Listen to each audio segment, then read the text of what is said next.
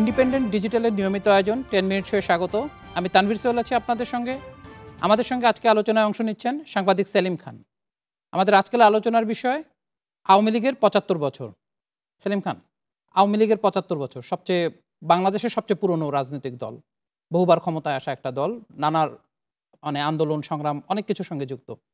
তো কিভাবে দেখেন দলটার অর্জনটাকে, কিভাবে দেখেন বা তাদের ব্যর্থতাকে কিভাবে দেখেন? ধন্যবাদ তানভীর সোহেল। একটা দলের জন্য কিন্তু তার বয়সের চেয়ে বলা হয় যে তার কাজটাই অনেক বড়। সেক্ষেত্রে একটি দল যখন ৭৫ বছর আপনার প্রাসঙ্গিকভাবে প্রাসঙ্গিক থেকে টিকে থাকে, সেটা কিন্তু একটা বড় অর্জন। আমরা যদি ধরেন সারা দুনিয়ায় অনেক কিছুই হয়, অনেক কিছুই হয়েছে, আপনি ওই ইউরোপ, আমেরিকা এদের উদাহরণ টানলে তো হবে না। আমরা ভারতীয় উপমহাদেশের দিকে যদি তাকাই, তাহলে আমরা দেখব যে ভারতের জাতীয় কংগ্রেস প্রায় ১৪০ বছর। এখন জন্ম সনদ দিয়ে খোলো বিকাশ স্টুডেন্ট অ্যাকাউন্ট, নিজের বিকাশ নিজে কর। তারা কিন্তু প্রাসঙ্গিকতা এক পর্যায়ে আপনি দেখেন যে এই নির্বাচনের আগে প্রায় অপ্রাসঙ্গিক হয়ে পড়ছিল ভারতের রাজনীতিতে। তারপরে এরা কিছুটা ফিরে আসছে। আপনার ভারতের কমিউনিস্ট পার্টি, সেটাও প্রায় ১০৩ বছর। সেটাও কিন্তু দেখেন এবারের নির্বাচনের নিরিখে যদি বলি, তারা অনেকটাই অপ্রাসঙ্গিক হয়ে পড়ছে। সেক্ষেত্রে আওয়ামী লীগ যে প্রাসঙ্গিকতা ধরে রেখে এই ৭৫ বছর পর্যন্ত টিকে আছে, ঠিক আছে, এবং নানা উত্থান পতনের মধ্য দিয়ে, এটা কিন্তু একটা বড় আয়োজন, বড় বিষয়। এটাকে অস্বীকার করার কোনো বিষয় নেই। তবে ওই একটা বিষয় যে কোনো দলের জন্য বয়সের চেয়ে তার কর্মই অনেক বেশি প্রাসঙ্গিক। আওয়ামী লীগ যে বললেন যে কর্মই প্রাসঙ্গিক, আসলে আওয়ামী লীগ একটা ঘটনাবহুল একটা সময় আসলে এই দলটার জন্ম, যখন পাকিস্তান হলো, তারপরে একটা সময় তো পাকিস্তান হওয়ার পরেই বোঝা গেল যে আসলে পাকিস্তানের সঙ্গে থাকাটা আসলে সম্ভব ছিল না, যে ইসের মধ্যে সেই মুসলিম লীগ হয়ে ধীরে ধীরে তারা স্বাধিকার আন্দোলনে আসলো, নানা ধাপ তাদের নেতৃত্বে বাংলাদেশ স্বাধীন হলো। তো আন্দোলন সংগ্রামে তো আওয়ামী লীগের ভূমিকা সবসময় আমরা দেখেছি, সে গণতান্ত্রিক আন্দোলন বলি, স্বাধীনতা আন্দোলন বলি, বা যে কোনো আন্দোলনের কথাই বলি।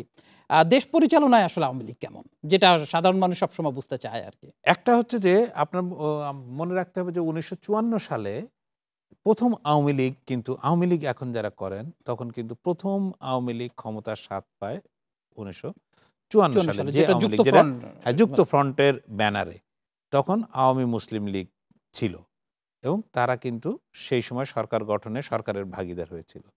ফলে সরকার পরিচালনায় তাদের অভিজ্ঞতা এক ধরনের কিছুদিনের জন্য হয়েছিল, কারণ যুক্তফ্রন্ট সরকারকে বেশি দিন টিকতে দেওয়া হয়নি, ঠিক আছে। এরপরে কিন্তু আর আওয়ামী লীগের দীর্ঘদিন ধরে আওয়ামী লীগের নেতা কর্মী, আওয়ামী মুসলিম লীগ থেকে আওয়ামী লীগ হয়েছে, এবং আওয়ামী লীগের নেতা কর্মীরা কিন্তু ৭১-৭২ সাল পর্যন্ত কিন্তু ওইভাবে কখনো ক্ষমতার স্বাদ বা ক্ষমতায় আসতে পারেনি।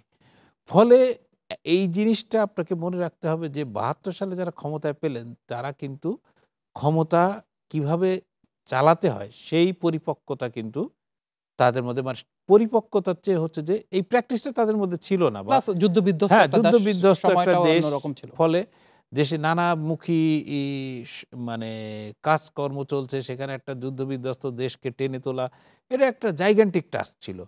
তারপরে আরেকটি জিনিস মনে রাখতে হবে যে যখন ভারত পাকিস্তান ভাগ হলো, বা আমরা যদি আওয়ামী লীগ বা আওয়ামী মুসলিম লীগের জন্ম ধরি, তখনটা কিন্তু দ্বিতীয় বিশ্বযুদ্ধ সবে শেষ হয়েছে, পৃথিবী আর একটা নতুন প্যাটার্নে যাচ্ছে, এইরকম। আর যখন এইটা আস্তে আস্তে আস্তে আস্তে ৭০-৭১ আসলো, তখন কিন্তু আমেরিকা রাশিয়া দুটো মিলে তাদের যে কোল্ড ওয়ার বলে বা শীতল যুদ্ধ বলা হয় যেটা, তারা একেবারে তুঙ্গে তখন। ফলে বাংলাদেশ যে স্বাধীন হবে, সেক্ষেত্রে আমেরিকার বিরোধিতা শুরু করলো, চীন বিরোধিতা শুরু করলো, পাশে এসে দাঁড়ালো ভারত, সোভিয়েত ইউনিয়ন। তো এইরকম একটা পরিস্থিতির মধ্যে দেশকে শাসন করাটা কিন্তু খুব একটা সহজ ছিল না। একটা ছোট্ট প্রসঙ্গ কিন্তু সবসময় আসে যে ৭৫ বছরের দল, অর্থাৎ বাংলাদেশ স্বাধীন হওয়ার পরে হচ্ছে প্রায় ৫৩ বছর। তো এর মধ্যে কিন্তু দেখা যাচ্ছে যে পাকিস্তান আমলের থেকে যে দলটা যেভাবে পরিচালিত হয়ে আসছে, বা তারা ঘাত প্রতিঘাত আন্দোলন সংগ্রাম অনেক করছে, কিন্তু বাংলাদেশ স্বাধীন হওয়ার পরে কিন্তু দুবার আওয়ামী লীগের উপরে বড় ধরনের অ্যাটাক হলো, যে অনেকটা নিশ্চিহ্ন করার মতো, যেটা বঙ্গবন্ধু সপরিবারে নিহত হলেন। দীর্ঘদিন কিন্তু দলটা ক্ষমতার বাইরে চলে গেল এবং নানা ঘাত প্রতিঘাত, তখন দলের মধ্যে অনেক সমস্যা হলো। একইভাবে কিন্তু আবার এটাকে নিশ্চিহ্ন করার জন্য দেখা গেল 2004-এ এসে 21শে আগস্টের মতো একটা ঘটনা হলো। তো আওয়ামী লীগকে মানে রাজনৈতিকভাবে মোকাবেলা করার চেষ্টা না করে কি প্রতিপক্ষগুলো কি তাকে নিশ্চিহ্ন করার কোনো চেষ্টা সবসময় কি অব্যাহত রাখছে? এইটা একটা আপনার রাজনৈতিক প্রতিপক্ষ, মানে আপনি রাজনৈতিকভাবে যারা ক্ষমতায় আসেন না বা রাজনৈতিক আওয়ামী লীগের বিপক্ষে দেশে যে দলগুলো গঠন হয়েছে, মানে রাজনৈতিকভাবে তারা কিন্তু ক্ষমতায় আসেনি। ক্ষমতায় আসছে বন্দুকের নলের উপর ভিত্তি করে। অবশ্যই। তো এই ক্ষমতায় আসার কারণে তাদের নিশ্চিহ্ন, আওয়ামী লীগকে রাজনৈতিকভাবে নিশ্চিহ্ন না করে মানে গায়ের জোরে বা বন্দুকের জোরে নিশ্চিহ্ন করাটাই তারা শ্রেয় বলে মনে করেছেন, তার পন্থা বলে মনে করেছেন। আপনি ধরেন যে 75-এর যে ঘটনা, এরপরে একটি দল যে ঘুরে দাঁড়াতে পারে, এটাও কিন্তু একটা বিরাট বিরাট মানে এবং খুব ভালোভাবে ঘুরে দাঁড়ায়। খুব ভালো, মানে ভালোভাবে না, ফলে আওয়ামী লীগের একটা বিরাট মানে ডিপ রুটেড শিকড়টা গভীরে, দেশের গভীরে থাকার কারণে আওয়ামী লীগ কিন্তু টিকে গিয়েছিল। তা নাহলে কিন্তু মানে 75-এর 15ই আগস্টের পরে আওয়ামী লীগের জন্য টেকা খুবই কঠিন ছিল। ঠিক একইভাবে যদি আমরা 21শে আগস্টের দিকে তাকাই 2004-এ, যদি ওই গ্রেনেডটি ওই শেখ হাসিনা যে ট্রাকের ছিলেন ওই ট্রাকের ডালায় লেগে বাইরে না পড়ে যদি ওটা ভেতরে পড়তো, তাহলে আজকে আমি আপনি এই আলোচনা করতাম বা করতে পারতাম কিনা সেটা কিন্তু মানে সন্দেহ আছে।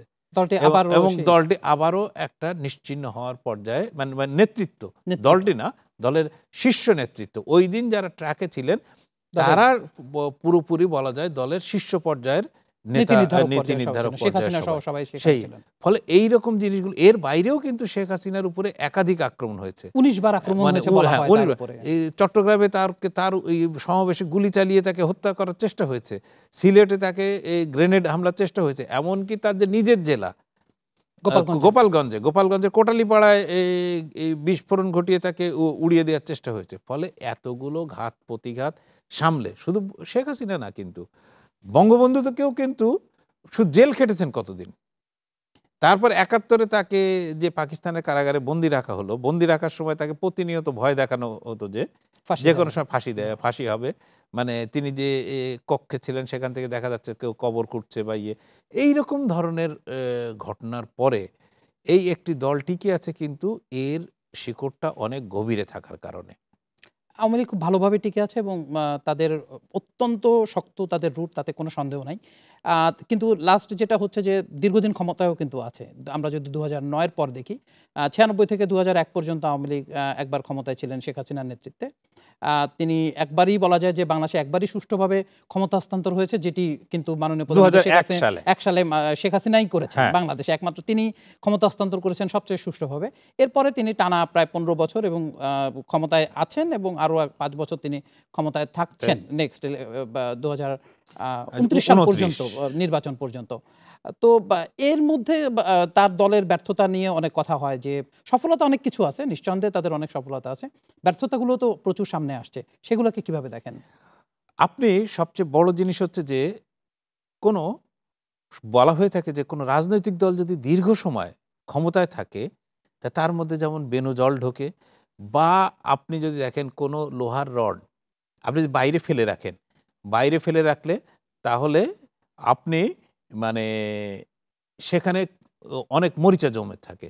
এবং রাজনৈতিক দলগুলোকে ক্ষমতার বাইরে যেতে হয় তার দেহে যে মরিচা জমে সেই মরিচাগুলোকে ফেলে দেওয়ার জন্য, বা তার দেহে যে মেদ জমে সেই মেদটাকে ঝরিয়ে ফেলার জন্য রাজনৈতিক দলগুলোকে বাইরে যেতে হয়, ক্ষমতার বাইরে যেতে হয়, কারণ সে আবার লড়াই সংগ্রামের পথে ফিরে যায়। একটু বলা হচ্ছে যে আদর্শচ্যুত হচ্ছে, তাদের যে আদর্শ ছিল বঙ্গবন্ধুর আদর্শ বা দলের যে আদর্শ থেকে এখনকার আওয়ামী লীগ আদর্শচ্যুত, এটা কি? এইটাও কিন্তু একটা ফ্যালাসি মতো যে আদর্শচ্যুত। হ্যাঁ, বঙ্গবন্ধু যে সময় ছিলেন তার একটা, ওই যে আমি একটু আগে বললাম যে বঙ্গবন্ধু যখন আওয়ামী মুসলিম লীগ তৈরি করলেন তখন সবে দ্বিতীয় বিশ্বযুদ্ধ পরবর্তী বিশ্ব। আপনি যখন মানে দেশ স্বাধীন হলো 71-এ, তখন কিন্তু দুটো সোভিয়েত ইউনিয়ন এবং আমেরিকার মধ্যে মানে পাল্টাপাল্টি তুঙ্গে, শীতল যুদ্ধ তুঙ্গে। আর এখনকার বিশ্ব পরিস্থিতি আরেক রকম।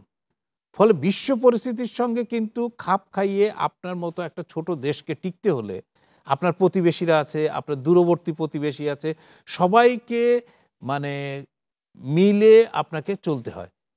তার সঙ্গে সঙ্গে দেশের ভেতরের পরিস্থিতিও কিন্তু চেঞ্জ হয়েছে। এক সময় বাংলাদেশের ধরেন খুব যদি আমি ৭১ পরবর্তী সময়ের বলি যে খাবারটা ছিল হচ্ছে লোকের সবচেয়ে বড় চাহিদা, যে আমার ২ মুঠো পেট ভরে খেতে চাই। সেই জায়গা থেকে কিন্তু পরিবর্তন হয়ে গেছে। মানুষের যখন খাওয়ার চাহিদা মিটে যায় তখন অন্যান্য অনেক চাহিদা তৈরি হয়, অন্যান্য অনেক জিনিস আসে যেগুলো আমরা ভাবতেও পারি না। ঠিক আছে, তো ঠিক সেইভাবে অনেক জিনিস চলে আসছে। অবশ্যই এই সরকার সেই জিনিসগুলো অনেক কিছুই মানাতে পারেনি বা মানতে পারেনি। সরকার তো একা শেখ হাসিনা চালান না, তার সঙ্গে আরও একটা বৃহত্তর তার দল, তার মন্ত্রিসভা এবং সরকারি কর্মকর্তা কর্মচারীরা আছেন। সুতরাং এককভাবে আওয়ামী লীগও না, এককভাবে মানে শেখ হাসিনাও না। আপনার এক্ষেত্রে যদি সামগ্রিকভাবে আমরা সবাই আমাদের দায়িত্বটা পালন করি তাহলে একমাত্র চালানো সম্ভব সঠিকভাবে। না হলে ওই আদর্শের কথা বলে সেইভাবে কোনো কথা বলে কোনো লাভ নেই। একটা ছোট্ট করে জানতে চাই, কারণ যেহেতু এটা 10 মিনিট সময়ের একটা ব্যাপার আছে, সেটা হচ্ছে যে আওয়ামী লীগের সামনে আসলে এখন চ্যালেঞ্জটা কি? আওয়ামী লীগের সামনে এখন চ্যালেঞ্জ, সবচেয়ে বড় চ্যালেঞ্জ আমি যেটা মনে করি সেটা হচ্ছে যে বর্তমান যে বিশ্ব পরিস্থিতি, এই বিশ্ব পরিস্থিতিতে আপনার যে বড় বড় প্লেয়াররা তারা কিন্তু আপনাকে নিয়ে খেলতে চাইবে। এখন আপনি ওই খেলায় কিভাবে অংশগ্রহণ করবেন এবং কিভাবে এর জবাব দেবেন, ইতিমধ্যে কিন্তু নানা ধরনের আলোচনা কিন্তু আপনার আমার কানে আসছে। প্রধানমন্ত্রী নিজে বলেছেন যে আমাদের সেন্ট মার্টিন নেওয়ার প্রস্তাব দেওয়া হয়েছিল, এই আমাদের উপর এই চাপ আছে, ওই চাপ আছে, এগুলো কিন্তু বলা হচ্ছে। যে আপনি দেখেন মিয়ানমারের অনেকগুলো ঘটনা ঘটছে, ওই আপনার আমাদের পার্বত্য চট্টগ্রাম অঞ্চলে কিছু ঘটনা ঘটছে। ঠিক আছে, তো সব মিলিয়ে আন্তর্জাতিক পরিস্থিতির সঙ্গে কিন্তু খাপ খাওয়ানো আমাদের জন্য খুবই জরুরি। কারণ আমি একটা জিনিস শুধু আপনাকে স্মরণ করে দিই, আমরা মোটামুটি খাদ্যে মানে সাফিসিয়েন্ট বলা যায়। এখন যদি আমাদের আমদানি আমরা না করতে পারি তাহলে আমরা হয়তো পরিমাণে একটু কম খেতে পারি, কিন্তু না খেয়ে মরে যাব এই পরিস্থিতি কিন্তু নেই। ফলে এই যে পরিস্থিতিতে যে আমরা আমাদের মূল রপ্তানি বাণিজ্য নির্ভর করে হচ্ছে পশ্চিমা দুনিয়ার উপর, সেটাকে ঠিক রাখা, আমাদের জ্বালানি সরবরাহ ঠিক রাখা, এইগুলো কিন্তু সরকারের কাছে প্রধান চ্যালেঞ্জ। একটা প্রসঙ্গ আসে যে সরকারে যেহেতু আছে, দুর্নীতি মোকাবেলা করাও তো সরকার, আওয়ামী লীগ সরকারের এই কাজের একটা অংশ। এই বিষয়ে আমার আপনার এবং আমার মনে হয় না সরকারের সর্বোচ্চ পর্যায়ের মধ্যে কোনো মতপার্থক্য থাকা উচিত। এটাও তাদের একটা বড় চ্যালেঞ্জ, অনেকটা বড় চ্যালেঞ্জ। কিন্তু এটা অনেকটা হচ্ছে যে ওই সেই কোনো লোকের বেয়াড়া সন্তানের মতো, যে সবসময় যে আপনি পিতা হয়ে বা আপনি অভিভাবক হয়ে আপনি আপনার সন্তানকে বা আপনার যে আপনি নিয়ন্ত্রণ করতে পারেন, এইটা কিন্তু পারে না। কিন্তু নমুনা সেট করা উচিত যে যে যা দেখলে মানুষ আরেকজন ভয় পাবে। আইন কিন্তু ওই জন্যই তৈরি, আইন ওই জন্যই তৈরি, সুশাসন প্রতিষ্ঠা করাটা এখন একটা বড় চ্যালেঞ্জ। এইটাই হচ্ছে মুখ্য, যে আওয়ামী লীগের কাছে মানুষ চায় সুশাসন।